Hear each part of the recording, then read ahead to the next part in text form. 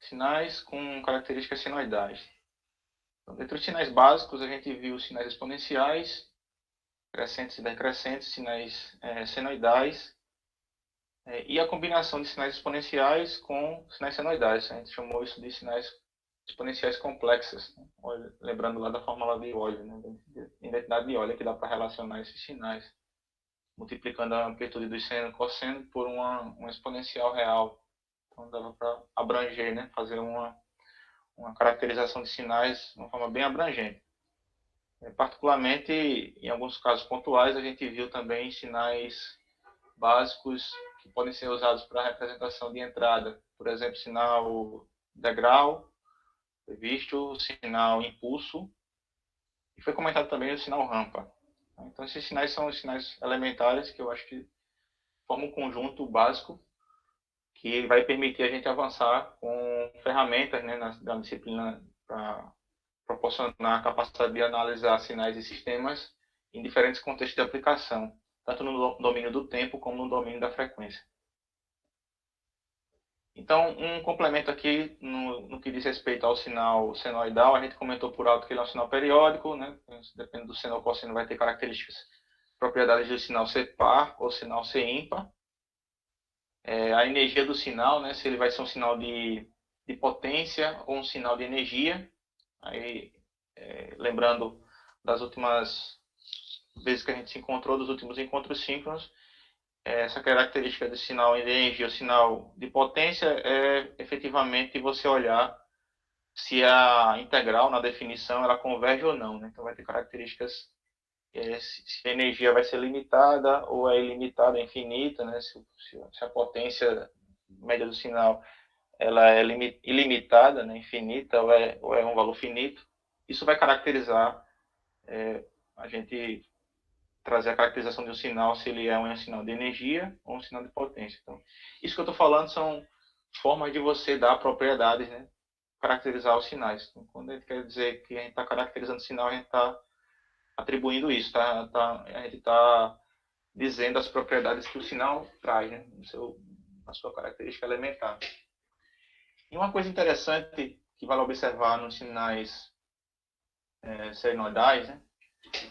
É que se você fizer no tempo contínuo um deslocamento no tempo, se eu atribuir aqui, por exemplo, na variável tempo independente, o t, né? Atribuir um deslocamento temporal de valor t0. Perceba que esse t0 é uma constante, é um deslocamento que eu estou dando, poderia ser um segundo, meio segundo, certo? No tempo contínuo. O fato de fazer um deslocamento num cosseno vai me proporcionar a fazer uma mudança de fase. Então, esse termo aqui, ó, ômega 0 T0, vai ser basicamente um delta φ, uma fase que está variando, certo?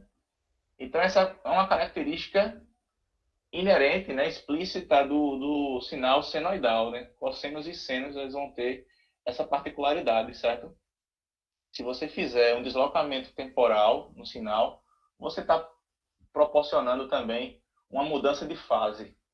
E isso é bidirecional. Se você fizer uma mudança de fase, você está proporcionando um deslocamento temporal. Beleza, pessoal?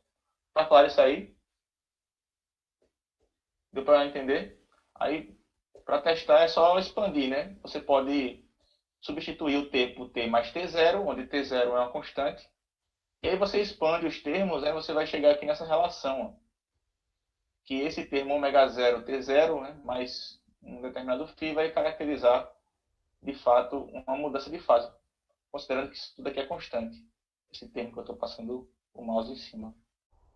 Então, pessoal, o que eu falei ali da implicação de uma mudança, um deslocamento temporal leva a uma mudança de fase, e uma mudança de fase leva a um deslocamento temporal, você pode perceber aqui. E quando você força, né, uma mudança de fase no sinal, você vai olhar no gráfico, você está percebendo aqui que ele está realmente deslocado no tempo. Você aplicou ou um avanço ou um atraso no tempo.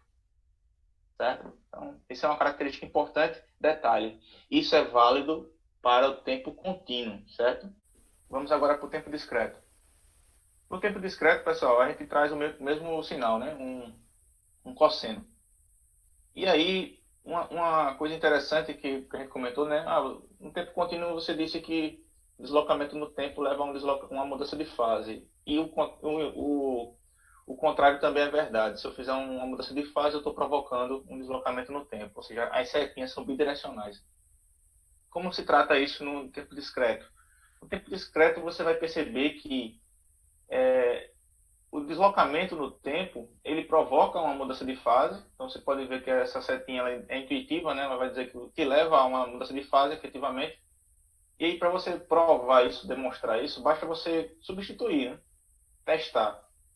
Substitua o que era definido como A cosseno de ômega zero vezes N, você vai substituir agora a variável N por um N mais N0. Então, isso aqui você está forçando um deslocamento no tempo. E aí, quando você expandir esses termos, vai ficar ômega zero vezes N mais ômega zero N0. Como ômega zero e N0 são constantes, portanto, você vai perceber que essa adição ela é uma mudança de fase. Ela é basicamente um termo que está somando, né? Não está atrelado à variável independente N.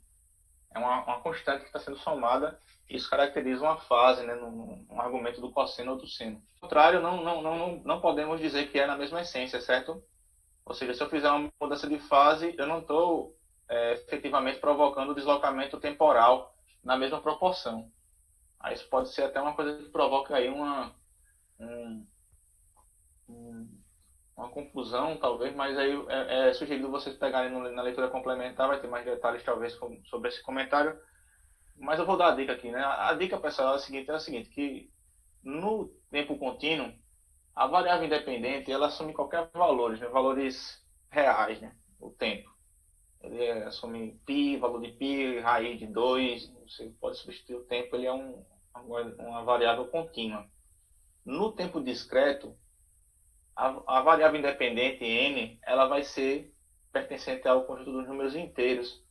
Então, ela não vai poder, você não vai poder dizer que o n é raiz de 2. Você não vai poder dizer que o n vale π. O n vai valer 1, 2, 3, 4, 5, enfim, né, valores inteiros, certo? Tá claro isso aí, pessoal? Ok. Então, é nessa proporção que, quando você fizer testando, né, valores aqui, você pode substituir valores aqui, você vai testar, por exemplo, vou fazer um caso aqui que você partiu da esquerda para a direita, você verificou que isso aqui provoca um deslocamento de fase, mas faça o inverso, verifique se colocando um deslocamento de fase você vai conseguir representar isso num deslocamento temporal. Aí eu te antecipo que vai ter casos que não, vai ser possível, principalmente nos casos em que o deslocamento temporal, o deslocamento de fase, a mudança de fase, ela tem um valor quebrado, um valor que é função de π, de raiz de 2, ou de raiz quadrada de alguma coisa. Aí você, como é que você vai conseguir representar isso, né? Com um n, já que um n ele é um valor basicamente inteiro, beleza? Então essa é a grande particularidade, que tem coisas que você vê que existem, né? Atendem, são obedecidas e observadas no tempo contínuo e no tempo discreto não podem ser validadas na mesma proporção, ok? Então, tá até aqui. Esse material eu vou colocar depois no sala de aula para vocês consultarem. É um material complementar, né, desse livro-texto e fica como um complemento nesse assunto, né, dos sinais senoidais, certo? Essa característica, né, que um deslocamento, o tempo contínuo, fechando de novo, o tempo contínuo, um deslocamento no tempo, ele provoca uma mudança de fase. E também você pode dizer que a mudança de fase vai te levar a um deslocamento no tempo, em proporções iguais. Né? Aí no tempo discreto, o deslocamento no tempo vai te levar a uma mudança de fase, mas o contrário não pode ser atendido, na mesma proporção. Beleza?